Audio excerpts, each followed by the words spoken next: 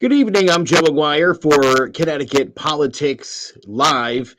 Now, the other night, I did a great interview with Barth Keck, who we've had on the show a couple of times. Barth is in his 32nd year as an English teacher at Haddam Killingworth High School. He's also in his 18th year as a football assistant football coach there. The reason I twofold on Barth. A, he's an excellent op-ed writer, writes for Connecticut News Junkie. He also teaches courses in journalism, media literacy, AP English language and composition. Barth Keck, we just talked not that long ago. Welcome back to Connecticut Politics TV. Thank you, Joe. Pleasure to be here.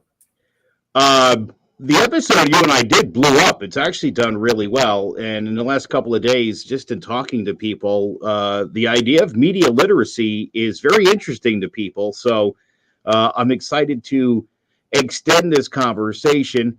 And tonight we are going to be joined by Ben Boyington, who wrote The Media and Me, a guide to critical media literacy for young people. Ben is an educator and an education activist based in New Hampshire.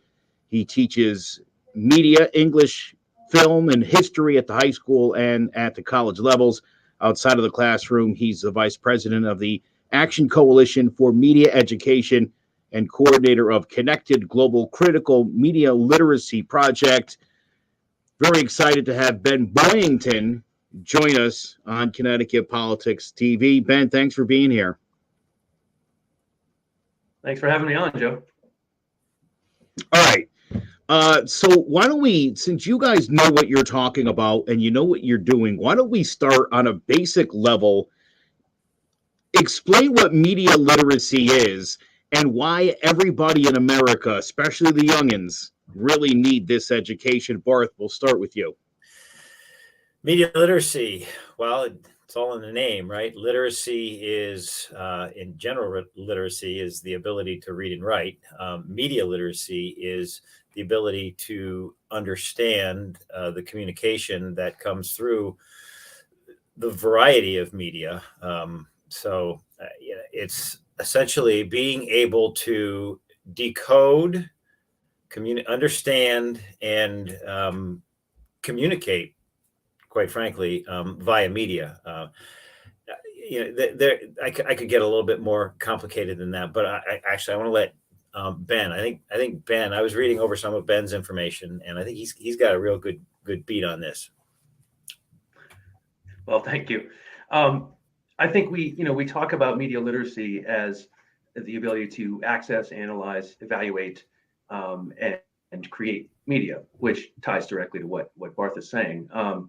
We like to, with the Media Freedom Foundation and the Project Censored group, with the Media Freedom, the Media Revolution Collective, who actually wrote I want to clarify one thing. I'm one of 10 authors on this book.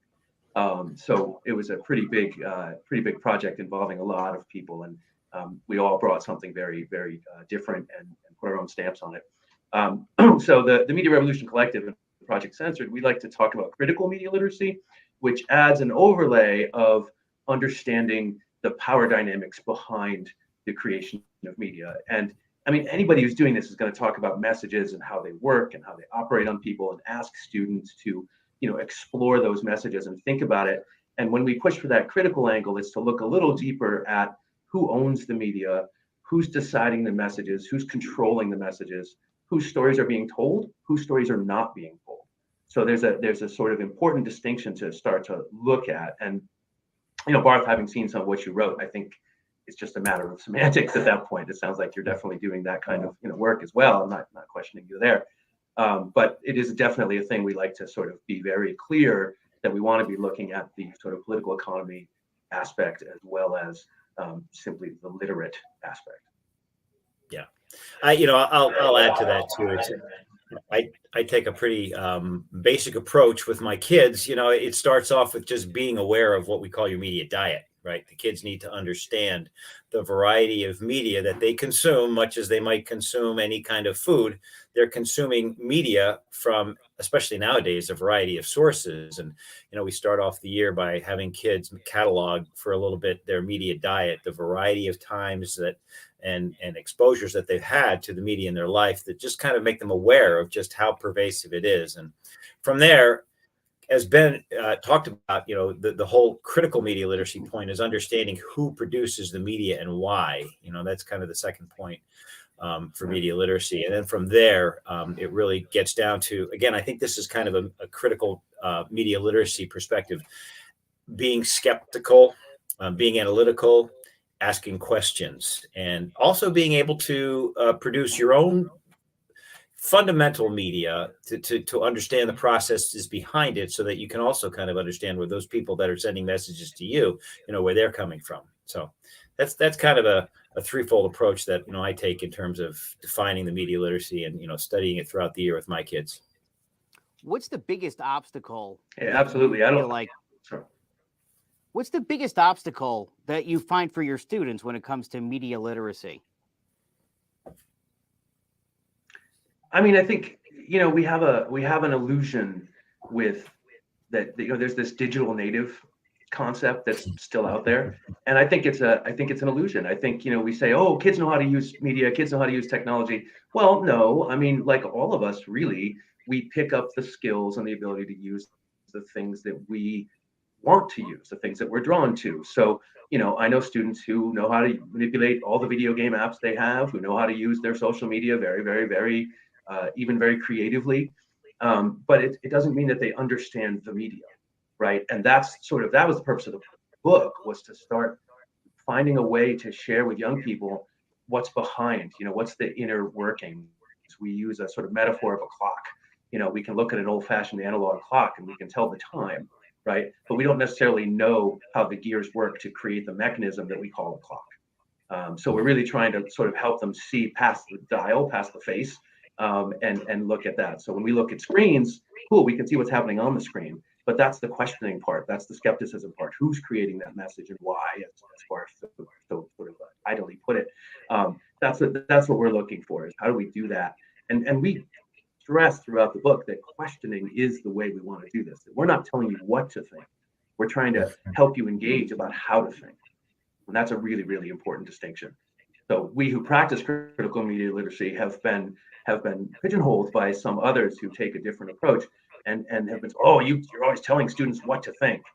I haven't met a single person who professes critical media literacy or engages in it with students who thunders and indoctrinates, as teachers are so often accused of doing. I haven't met a single person who does that, even though they may be strident about their own views. I haven't seen it. Well, that seems to be a thing that especially right-wing politicians push, this idea that, all of our teachers are liberal and they're all teaching these kids to think woke thoughts. And, that's just not, at least my experience. I mean, I've put now 4 kids through school. I've got a lot of friends that are teachers. I know they're not some of them aren't particularly motivated politically at all. So how unjust is that? This idea that, and Barth and I have talked about the idea that there are people who still seem to suggest CRTs being taught to the children in school. Nowhere. I mean, I haven't seen. Okay, so I say nowhere. Well, maybe I'm wrong, but I haven't seen it in any curriculum anywhere where there's actual CRT being taught. Are there people who embrace those concepts and want to kind of share? I mean, I call it warts and all history, right? That's what I want. I want students to look at critically. There's that critical word again, right? Let's look critically at history. Let's look critically at our own nation, our own state, our own local governments, all of those levels, at our own personal family histories, whatever it is. But it's not to make anyone feel bad. It's to say, how can we exist in the world if we don't take a critical lens on our reality, our history, our screen use, our literature, our art, all of it.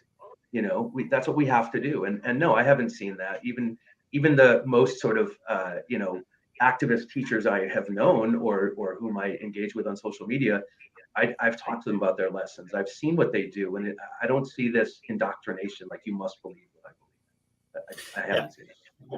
I'll add to that. I think Joe and I last week, we talked about how I responded to a reader from one of my recent op-eds where I thought that I espoused mandatory media literacy K through 12, like New Jersey's law that just passed. And I got a response from a reader who's went, with the typical, I don't agree with that because most teachers are liberal, the ergo they're going to push their agenda. And I responded to him. My response was referring to an op-ed I had written a number of years ago, where I said, if I indoctrinate kids in any ideology, it's the ideology of critical thinking. And that's the indoctrination. I want the kids to use their brains, and I want the kids to, research and learn the research techniques to find the facts that help them to think critically. It's today, for instance, or actually it was yesterday in my, I also teach AP language and composition. And I had the students look at the new so-called "Don't Say Gay" law, which I didn't even use that term. I use the official term, which has to do with parental rights, which is another loaded term, but that's for another time. But the kids came up, oh, that's the "Don't Say Gay" law, right? It's like, well, yeah, but let's take a look at it. And I want you to, like, they had to form an opinion or a position, and then find evidence and to back that position. And at the conclusion of the lesson, I asked them, I said, I don't know if I could have taught this lesson in Florida under this particular law because it's kind of vague. But the point is that I said, do you sense that I feel one way or the other about this issue of discussing transgender issues and sexual orientation? The kids are like, no, it's like, we just had a discussion about it. And that's the whole point. It's, as you said, if you can't understand the world, you can't understand the current events, you can't understand history unless you approach them directly with facts. And sometimes it's uncomfortable, but that's kind of what it means to be a human being. So exactly. The only indoctrination is to get the kids to think for themselves. That's got to be hard enough on its own, let alone try to tell them what to think. Well, if we all could indoctrinate, if we had the power to indoctrinate children, let's just say they'd read more books. Yeah. Right? I've said the same thing. I wish I had that power over my students, because I obviously, there's a lot of ways that I failed if I've tried to indoctrinate them, because there's a lot of them that they, quite frankly, don't work up to their level of ability. So if I could indoctrinate them in how to be a good student, I would do that. But I don't have that kind of power. It's like, I wish I could wave a magic wand, but it's kind of. And funny, to be, I don't know, even-handed in this conversation. I don't know if we can be, but I think that if we look at this question of indoctrination, it's sort of a silly argument, because if we look at our own schooling when we were young, the three of us sitting in this digital space together, think about how we were taught U.S. history. What other angles were there? I mean, America's great. And yeah, okay, so we did a short thing on the Trail of Tears. Okay, yeah, that happened. Slavery was bad. Okay. But, to be honest, I didn't learn about the Tulsa Race Massacre until maybe 3 years ago, by my own reading and exploring and living in the world that we live in today. So, I don't think that indoctrination, one person's indoctrination is another person's education, I guess. And that's the thing that makes me interested in this argument, is that we can look at our own histories as young people when we went to school and go, hey, if we look at it honestly, like, we weren't given the kind of critical thinking openness that I think so many kids get today. Whether they like it or not, whether parents like it or not, that's another question. But I mean, I walk into any classroom and I see at least more open conversations than I feel. Yeah. That's a good point, Ben. My wife is a Spanish teacher. She happens to teach at the same school where I teach. She happens to be 2 doors down from me. I never see her. Well, I don't say never, but we hardly see each other during the day. But we often talk about our kids and our lessons. And just today, we had the kind of conversation that, the things that she does in her Spanish class, the things that I do in my various English classes, I wish I had a teacher that did them when I was in high school, because it's really pretty cool. And I'm doing things that I think are really opening kids' minds. And To Ben's point, it's, a lot of this we didn't even get. I mean, my personal example is I didn't even know there was such a thing as a Japanese internment camp during World War II until I went to college. That's criminal. I mean, I'm sorry, that's educational malpractice, right? If there are, I mean, okay, so that maybe that makes white people feel guilty or feel uncomfortable, but okay, go with the feeling, because that actually happened. I'm not here to blame anybody. I'm here to just present facts as a teacher. And so I think today. Go ahead, Ben.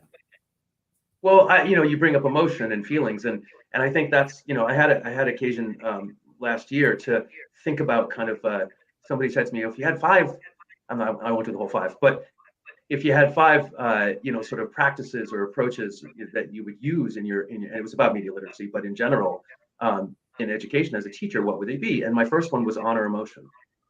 We are human beings. We walk into the classroom with feelings, with experiences, whether those are wonderful experiences, whether those are trauma.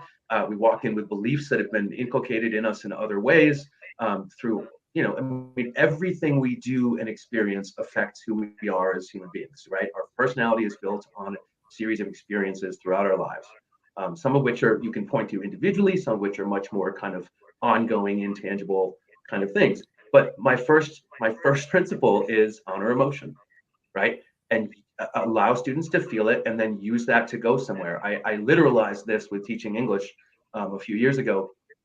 And I said, I actually started after reading a story or a chapter or whatever the assignment was, I actually literally started saying, so did you like it? And then because then you can say, no, okay, why? Well, reading's boring. Okay, fine. But this story, okay. And then they say, well, and you get into like their reactions. And then you could go, okay, that's your reaction. Let's start to analyze that, break it down, do the access, analyze, evaluate, right? And get to response, right? From reaction to response, because response is more measured and more analytical and more intellectual. But you start with, right, that gut reaction almost. And I think that's what we do with media most of the time. When, Barth, you guys were talking last time about news literacy specifically, and the idea, I don't remember if this exactly came up, but I think about that, and we talk about it in the book a little bit, about sharing, right? When we share a story that we found. Oh, that's what it was, Barth. You talked about outrage. If you're feeling outrage, there's probably something wrong with the story. Something like that is what you guys were talking about. And I think that's really valid, right? And one of the sort of techniques that we end the book with, one of the suggestions for action, is slow down. Right? Slow down with your media consumption, slow down with your responsiveness to the media, or reaction rather to the media, and go, do I really want to share this? And go, let me go look at other sources and see if it's really what I think it is, right? And we do this with memes, we can do this with news stories, whatever it is, right? Go and look and think and slow down. And I deliberately do that because I was getting a little passionate there. But we have to do that. I have a friend who often shares articles from the Babylonian Bee. I don't know if you guys are aware of that site. It's a satirical site. Only I don't think he knows the right-wing onion. Yeah, exactly. Right. I don't think this guy understands that most of the stuff that he's posting, right? I don't think he gets the satire or the irony in some of the articles and what he's posting. And I'll comment, and I only think he knows because every now and again he's like, it's all satire. And I'm like, well, why do you even post that? Like you're doing that to get a negative reaction from people, right? Like, again, I think when you're invoking emotion from a news story, like if it's not a sad story about, a village being burned down with children in it, if you're reading a news story and your blood is literally boiling, I think that was very much intended. And I think that's important, especially for adults who can act on things, unlike children. It's important for them to understand when they're reading things like that, that they're reacting exactly the way the author intended them to. Well, exactly. So that's the whole nature of satire. And the News Literacy Project would lists satire as one of the 5 major categories of can be one of the 5 categories of misinformation. Satire. Satire. 1984 was satire by George Orwell, right? And what I try to tell kids is satire. Oftentimes it's funny. They're mocking, but often, especially online, especially in Babylon Bee, there is a point behind the satire, and this is where the whole critical media literacy point comes in. It's like, okay, that's funny, and I know they're making fun of something, and that's great. Let's go a level deeper and find out, why are they doing this? Is there a message below the surface that, even if you can't explain it, you can't put it into your own words, you get that gut feeling again, and which is why you agree with it. And that's tough to do with kids, tough to do with adults too. But satire, that's kind of what they do. I mean, I use the example of Saturday Night Live. Saturday Night Live is, I grew up with Saturday Night Live and I found it funny, but any of the skits they do, especially regarding current events, they're funny, but there's also a point to them. They're making fun for a reason. So satire, it's tricky. So Joe, as you say, it's okay, fine. I'm just sharing it because it's funny. Well, yeah, but let's step back and figure out, why is it funny and why did they write it to begin with? So I think that's what, and Ben, you can correct me if I'm wrong. I think that's what is meant by the critical media literacy, is to, really start asking questions about it. So it's definitely like we start with that in the book, that critical media literacy is about asking questions, and that's the goal, right? Skepticism, as I like to say, skepticism opens a conversation, cynicism ends a conversation. Mm-hmm. So we want to inculcate, foster, share.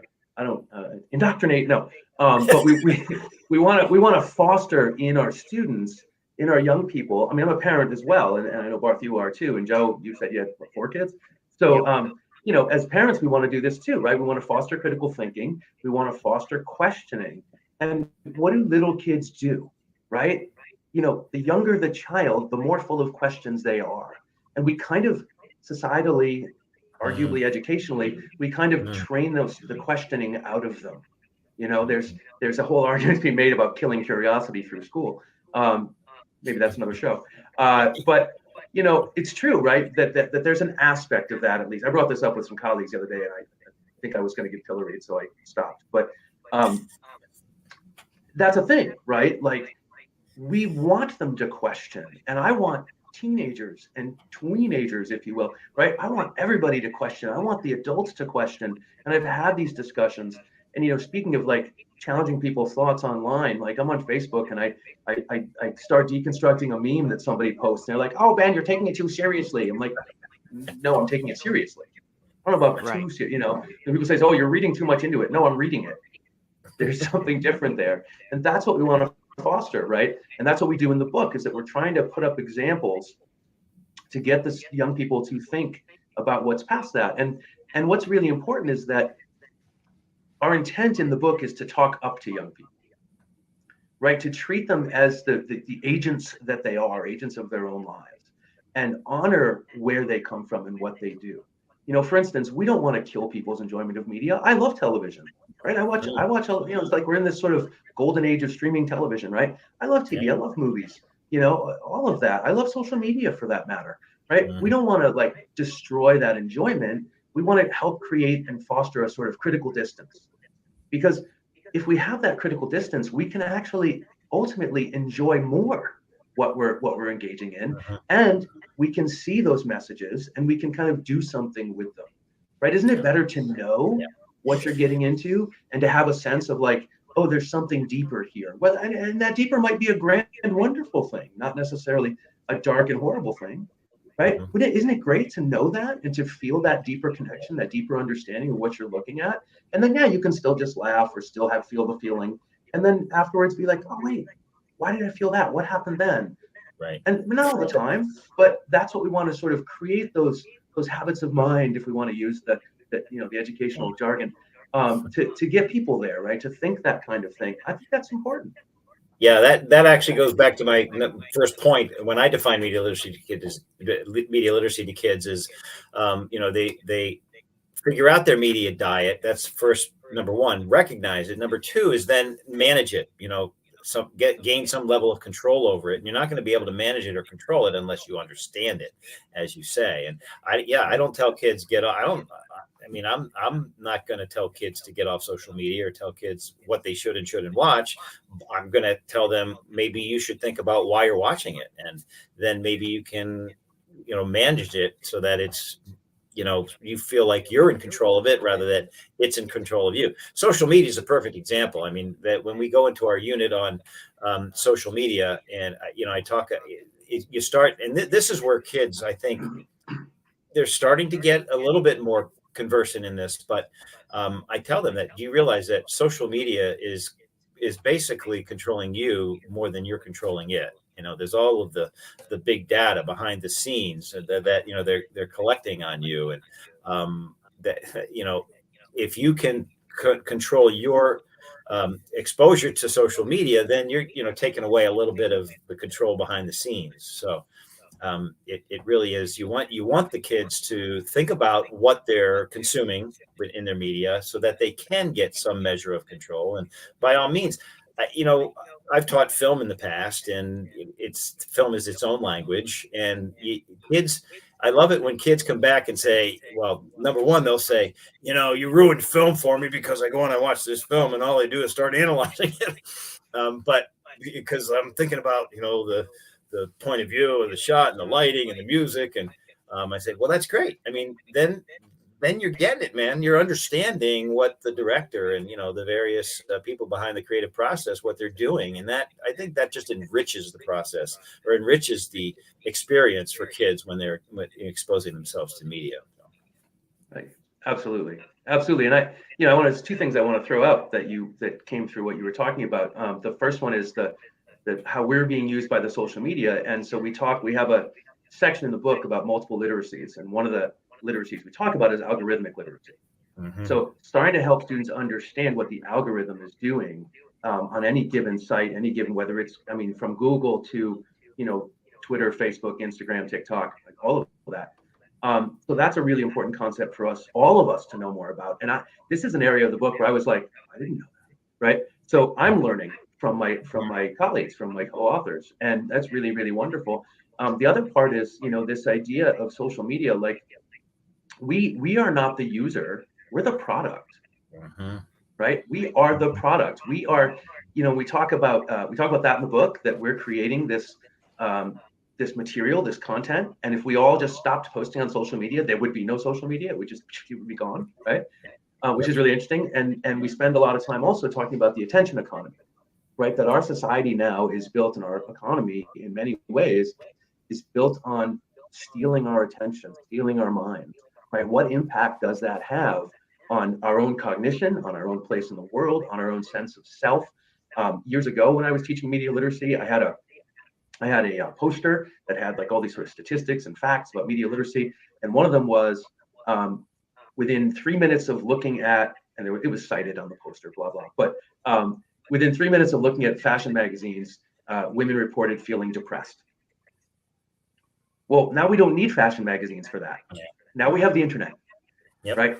And we have TikTok, and we have Snapchat, and we have, but if you look at this question of influencers, right? What are they often influencing is negative for people. Like we can't keep up with, right? We talk about keeping up with the Joneses, the old concept, right, of that. And now it's like we're trying to keep up with the Kardashians. We're trying to keep up with, the influencer du jour, right? And why?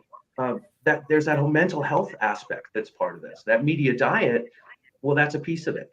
And when you look at the statistics and you can say, wow, teenagers are spending 11 hours a day on screens.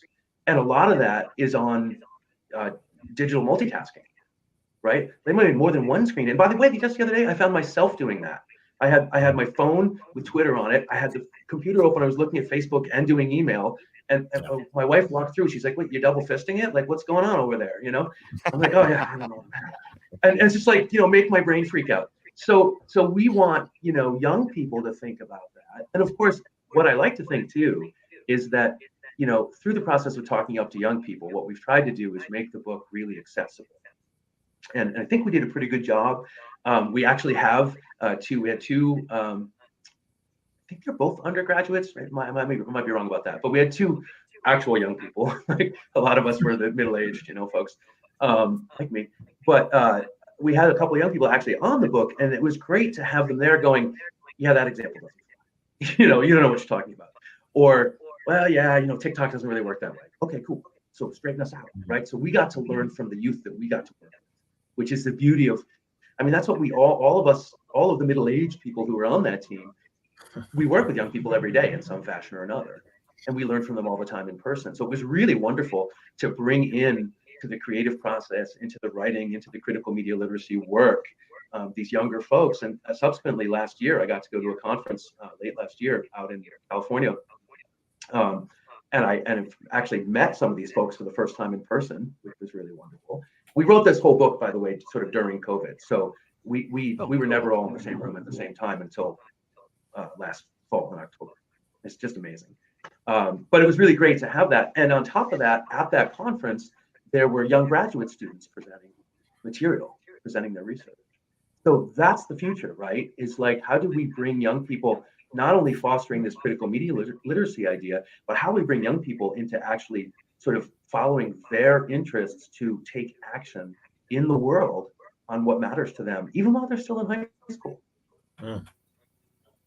Thank goodness, I guess, that kids today do understand the algorithms way more than adults do. Now, I talk about my mom a lot because my mom spends a lot of time on social media, like a teenager. Only my mom has no media literacy at all. And to the point where, Ben, if you were to post something on your page, my mother takes it personally. She'd be like, "What does Ben mean by that?" And I'm like, that's not meant for you. He's just sharing his own thoughts. Well, I hate it. And I'm like, well, you don't have to read it. I think there's a lot of older people who, when they see things in their feed, they still are under the impression that people are sort of gearing things to send them a message. And I know, isn't that a bizarre thing? But I think there's a big element of that. I know quite a few people who seem to be of that mindset. I would. I think there's another element to that too, and it doesn't just pertain to the older generation, and that is with Twitter in particular, because you are in one aspect in direct connection to a lot of famous people like Joe Biden. I can talk to Joe Biden. And so I think people feel that because Twitter is so open, or it seems so open, that they can have these conversations and they feel like they're part of it. And I think it gives them a delusions of grandeur, for lack of a better term, where they believe that okay, you're posting this stuff at me and I can post back at you, but I can interact with these people, and you know what, since I have access on Twitter, it matters. What I say matters. And I wrote a piece that just might come out shortly about the Tom Nichols wrote The Death of Expertise in 2017, which was all about how we have become a society, a Google fueled society, where people think all of a sudden that they're experts of Chinese balloons that fly across the country, and your own research. I think this is what should happen. It's like, you do. Okay, so you've been sitting in on those meetings with the CIA and with the Pentagon and with Joe Biden, right? Okay, fine. It gives these people this idea, because they have this platform where they know that there could be some people high up that are going to read it, that, okay, what I say really matters. And I think that disproportionate situation also kind of creates the confusion and a lot of the problems surrounding, the polarization, to be for one, but just a lot of the issues that surrounding the media literacy are related to that. At least that's what I'm finding. I always I paint critical media literacy as a full interdisciplinary experience. A few years ago, when I was doing this with high school students, I actually decided that we needed to start figuring out how to read studies.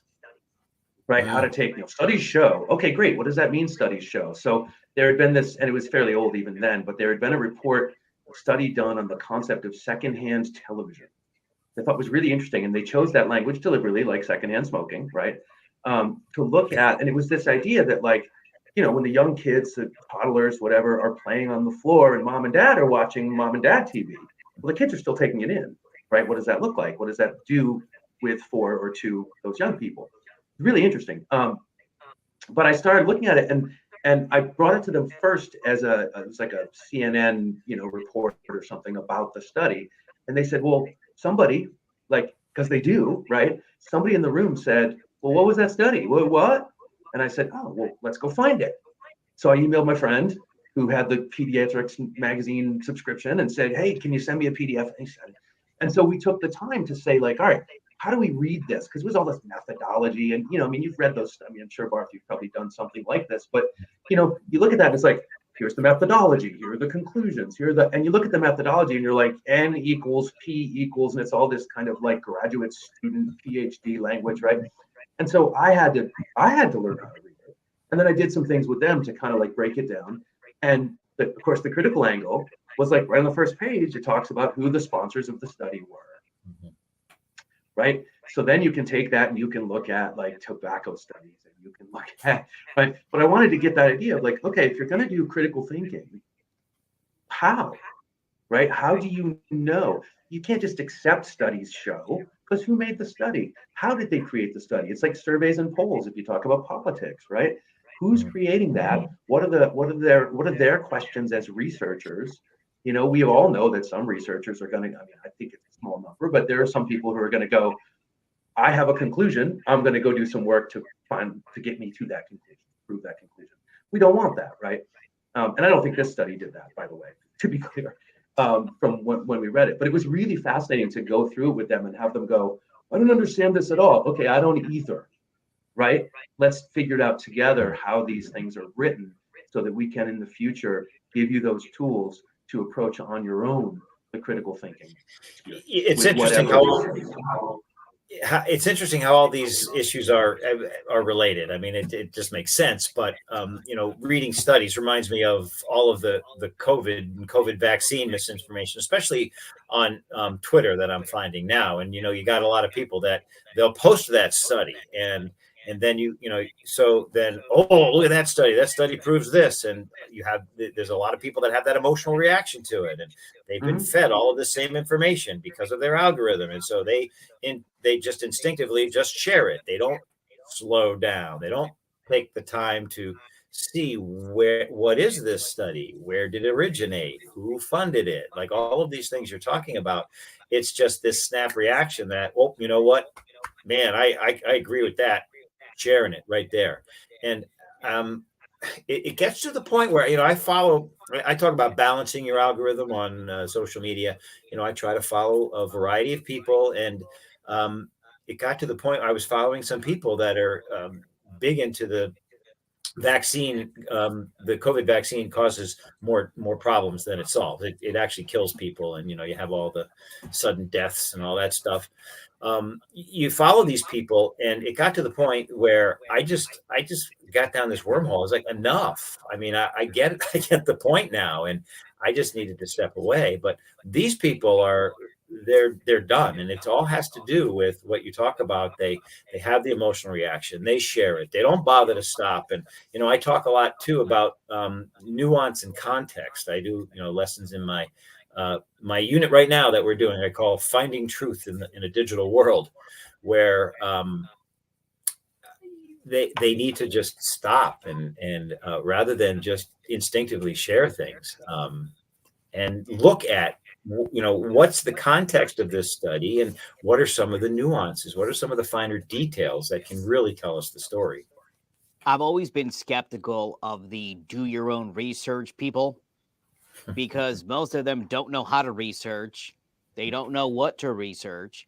They don't understand their own personal or the information biases, right? Oftentimes you're trying to prove a point and you Google and you skip all the articles that don't seem to be saying what you want them to say in favor of the one that, this is perfect. It's 10th on the list here. but it says exactly what I want it to say. How hard is it to get young people to recognize their own personal biases when they're doing research? Because again, I would think with adults who are already pretty set in their thoughts, it's got to be a lot harder for them to kind of wade through all this. I mean, I think it's a really mixed bag. I mean, I think, and that's what I find. I find it hard to generalize around young people or old people like me. I think we have to be really careful, right? Because I have met students who are more critical than I am, more skeptical, and I have met students who will just swallow whatever if it meets whatever beliefs they have at that moment. And I would say those same exact descriptions could hold true for adults I've known. I mean, to be perfectly honest, like I fancy myself a critically media literate citizen, right? That's the phrase we use in the book. But I fancy myself critically media literate, and yet there I was some months ago. Barth, you brought up the "Don't Say Gay" law, so-called, and there I was, and I'm seeing these little, like emotionally laden comments on Facebook and Twitter, and I'm getting all wow, and I found myself like just ranting against it, and I stopped. And I was like, I was writing a Facebook post, and I'm like, I said, wait, I'll be back, right? And I posted something like that, and I went, and the next day, I didn't do it right away. The next day, I went and I found the text of the law, which I think had not yet passed at that point. It was a legislation, it was a bill. So I found the text of the bill because one can do that by going to the state government legislature website and going through the layers. We can teach students how to do that. We can teach adults how to do that. We can teach ourselves how to do that. It's like the media bias fact check you were talking about in the last episode, Barth. Like there are tools, and this one is every state has their legislation on the web. Might be hard to find, but you can find it. So I went to the site, I read the actual legislation, and I thought about it, and I spent some time, and I took some notes, and I posted on Facebook. Got me nowhere, but it was good for me. A breakdown, right, of my analysis of the "Don't Say Gay" law, and they were right. Like some of it was not necessarily terrible, I say, kind of with a, but what does age appropriate mean, right? We will not touch on topics until it's age appropriate. Okay, what does that mean? Who's making that decision?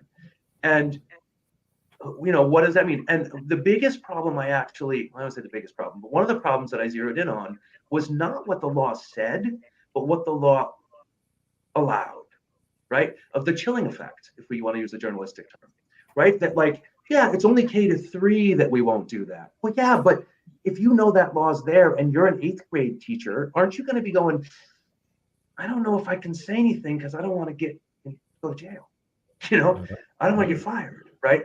And that's the interesting thing is because we talk about like the emotion part. Well, these laws and this rhetoric creates fear.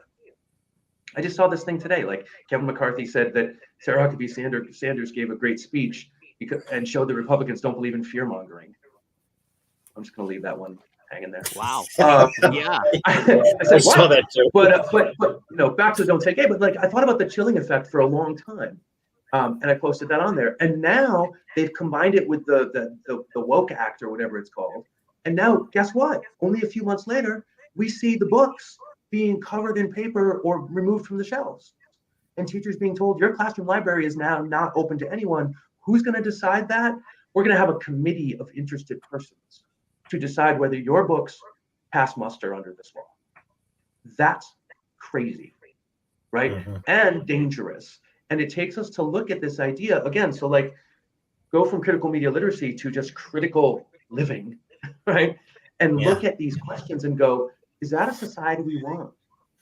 Right. And of course, to go back, like I got it from the media experience, right? But I slowed myself down, rule 1. I thought more critically, rule 2, right?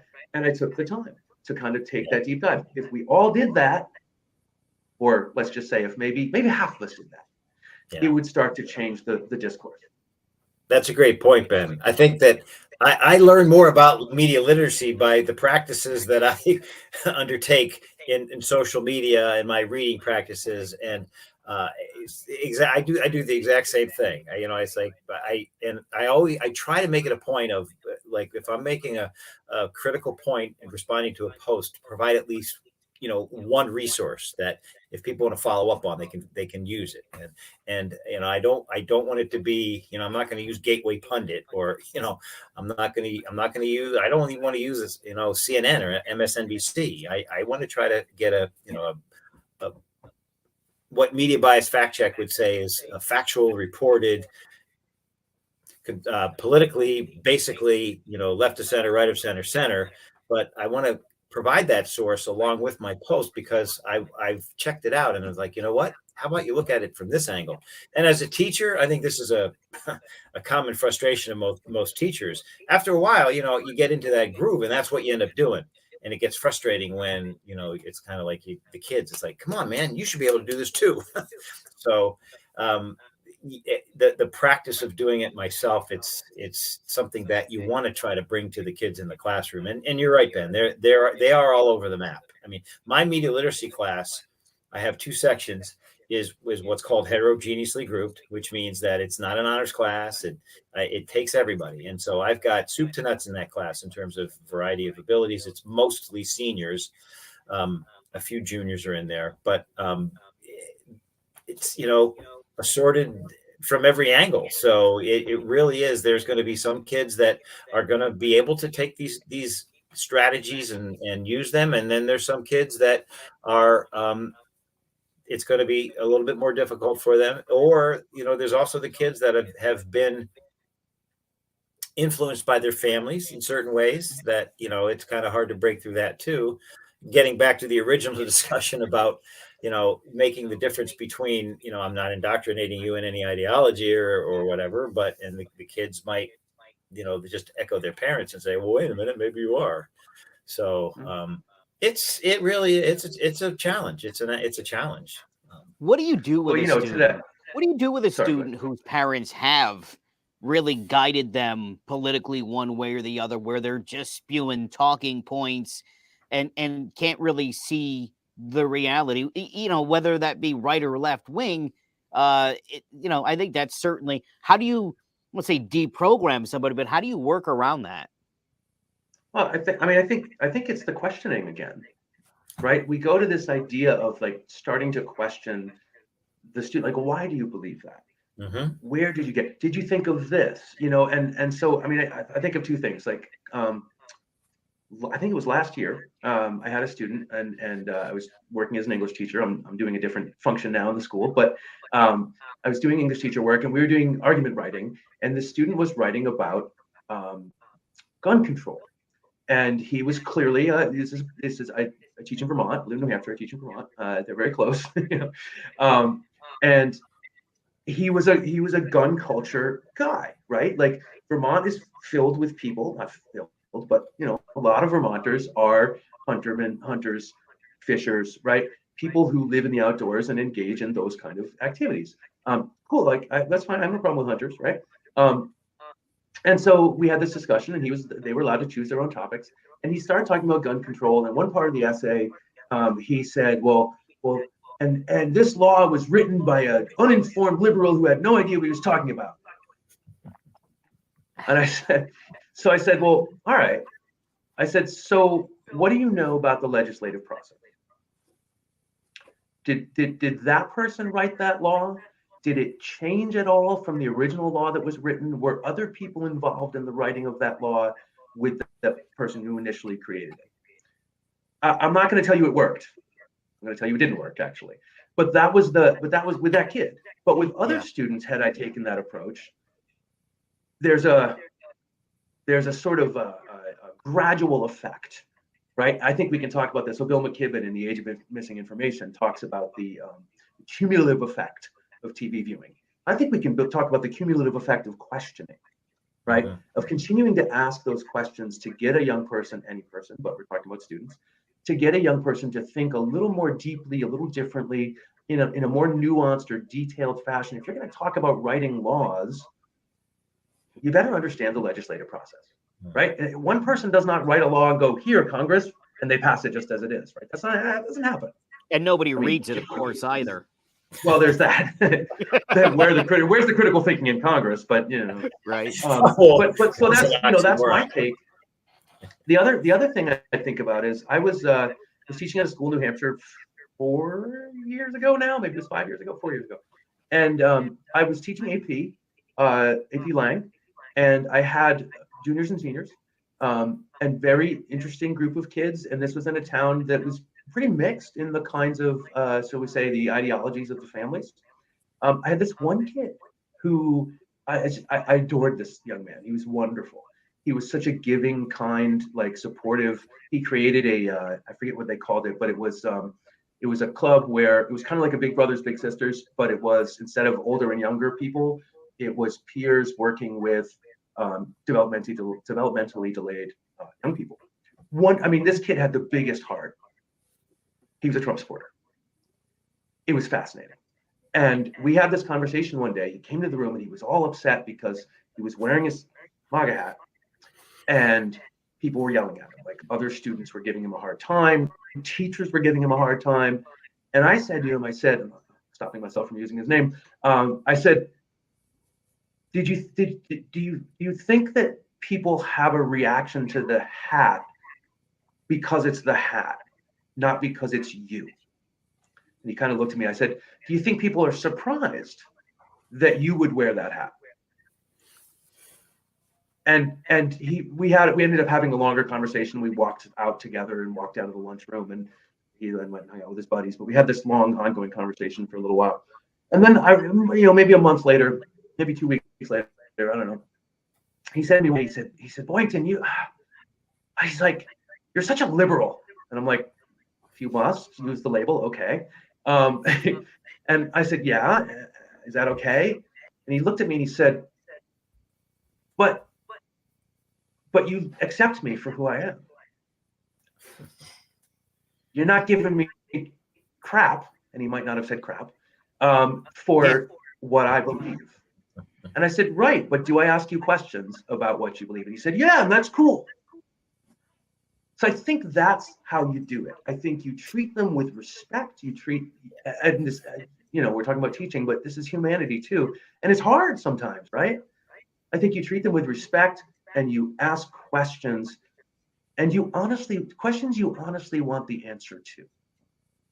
Not just not gotcha questions, not I'm the teacher, I'm going to teach you by using Socratic blah, blah, blah, but actually a question that you think will make them think, yes, but will also lead them somewhere, and that you want to hear I wanted to know what this kid thought about stuff, because he fascinated me. He was just such a cool, big-hearted guy and had this other political stance that I was like, what?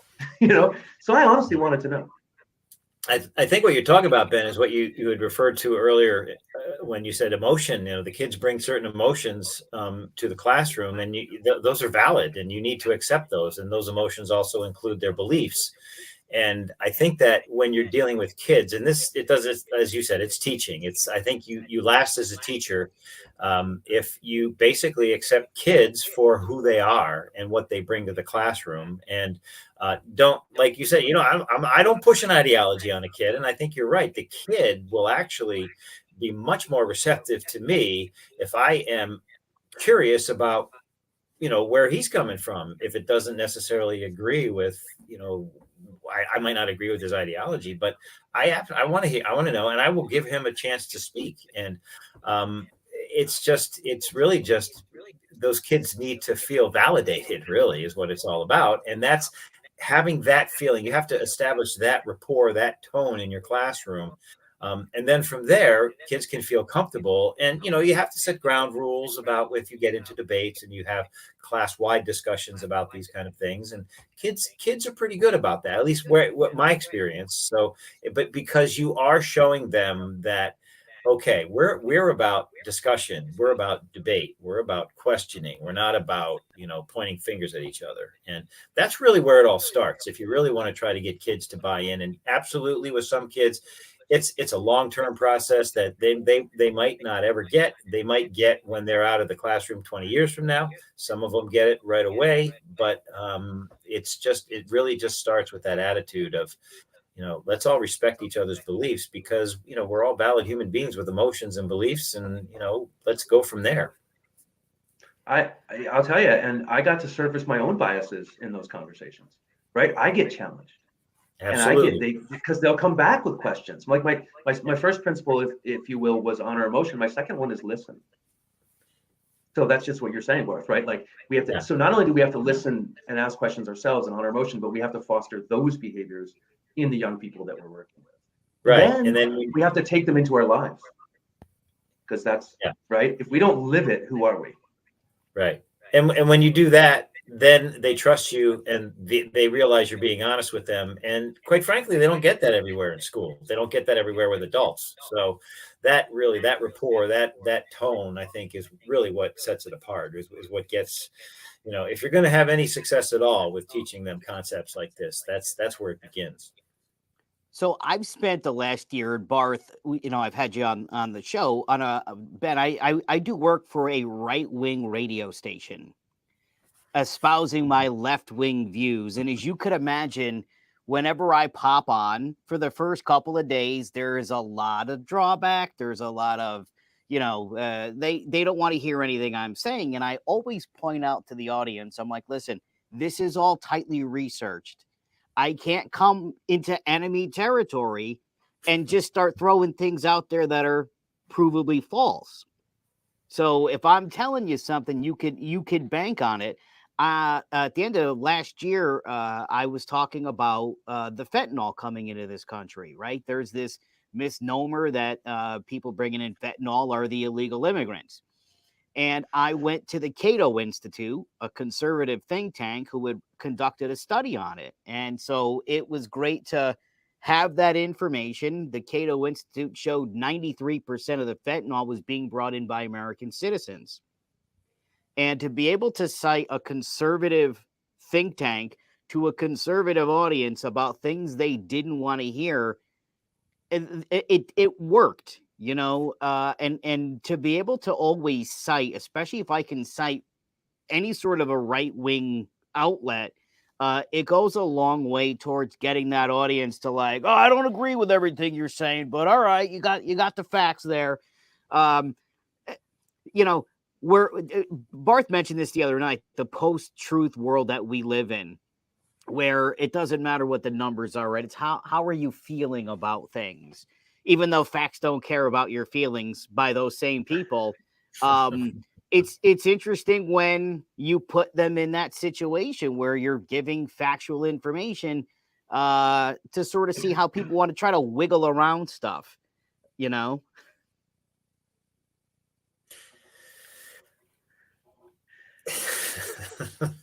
I think basically what this goes right back to, we're talking about if you're indoctrinating and I mean, when like you as a radio host, we as teachers, if we show an open mind, right? If we show that we're not, okay, I want to listen to what you have to say, but I'm going to read some of the information from what that you consider valid. I'm going to read that too.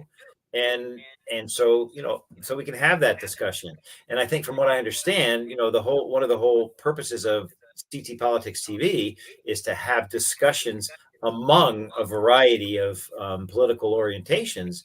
That's something that we've pretty much lost that in this country for any number of reasons, which is obvious. It's another show altogether. But if you show that you're open-minded, hopefully that kind of greases the wheels a little bit and shows that, okay, we can have this discussion and I'm not just going to close my ears because you're a conservative. And so again, at least we can show that we're trying to have this discussion honestly.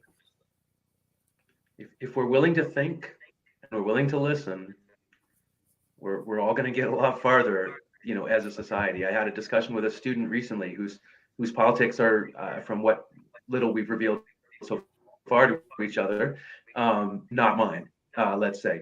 And she, at the end, she said to me, she said, look, the problem is common ground, that we do not, like in this country, we're not able to talk to each other about the common ground. She said, she looked at me and she's like, you and I don't agree on a bunch of things, but we talk to each other, we listen to each other. I was like, yeah, that's what we should do. It was just this really cool conversation, and it went in a bunch of different directions, but she said it, I didn't say it. And I'm like, you get it, man. Like, she came with that. I didn't teach her that. She just came with that. and very different, political stance. But wonderful, wonderful young person who has a lot to offer and is going to go out there in the world and do amazing stuff that's going to make us all go, oh yeah, I remember that kid, Yeah. and that's what we want. I think what the kid, the kid mindset, teenage mindset, in a lot of ways is filled with all kinds of fallacious thinking. One of which is like this either or idea that there's always a right and a wrong answer. And I think what social media in particular has done is that has caused that kind of fallacious thinking to percolate upwards to adults, where we all believe. Not, I know we don't all believe, but a lot of people on social media believe you have to identify with your tribe, right? You have to identify with your side of the argument, and that's how social media has basically been, through algorithms, has been constructed. And unfortunately, I think it fosters this idea among adults that's a pretty immature idea, quite honestly, that there is only going to be one answer. There's a right way and there's a wrong way. And it's like, I don't know about you, but I mean, I used to have that black and white thinking when I was a kid, but when I got to college, that really opened my eyes. Like learning that the Japanese internment camps actually were a thing for the first time in my life, I realized that life is pretty gray, man. you got to be able to, wade through that. And unfortunately, I think social media kind of takes that away. I think you're right. I think that it exacerbates this kind of spectrum or binary thinking, like even politics, even the fact that we still talk about left wing and right wing is really interesting to me, because it really isn't a line, right? Mm-hmm. If you look at any of us, we hold a variety of positions that at any moment could probably be identified in various wings, right? And I think it was Woody Guthrie who said, left wing, right wing, chicken wing, I don't care, which is great stuff. But if we look at it really, that's why we have like the quadrant political, websites and these other ways of looking at that. And that's true of almost anything. I was talking to my daughter recently, and she said, gender's not a spectrum, gender's a cloud. My mind just went, but it was wonderful. And then when we talked about that for a while. It's a first year college student to talk with, but fascinating, right? And if we open our minds to all of that, and if we open our minds to the way the media works in positive and negative ways, I could do another whole 15 minutes on this question of social media and anti-social media and what all that is. But read the book. But we can talk about that a lot. But I think you're right. I think that there's an exacerbation of binary thinking, of looking for the soundbite answer, of looking for the singular answer. And none of those things really exist. Life is gray, as you put it. Life is gray. And we have to figure out how to deal with that. And one way we deal with that through our work is critical media literacy.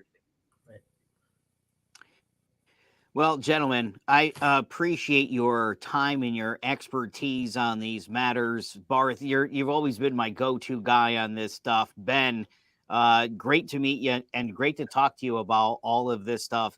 There's so much for all of us to learn here. I'm glad you guys are teaching the youngins of America.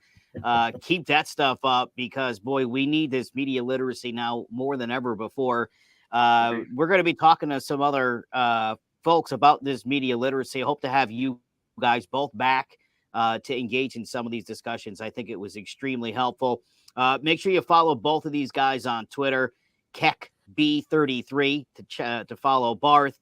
Ben Boyington, you could follow him at Benbo370. Gentlemen, really appreciate the time. I had a lot of fun, and I learned a lot of stuff from you guys, so much appreciated. Thanks for having me. Thanks for having me on. It's been a great conversation. Yeah. And I'm glad I got to meet Ben not in person, but get to close enough. Almost, right? We're a step closer. Yeah, having exchanged on Twitter for a couple years or a few years now. I don't even know. Yep. But yeah, it's great to be here. So thank you. All right. Thank you. All right.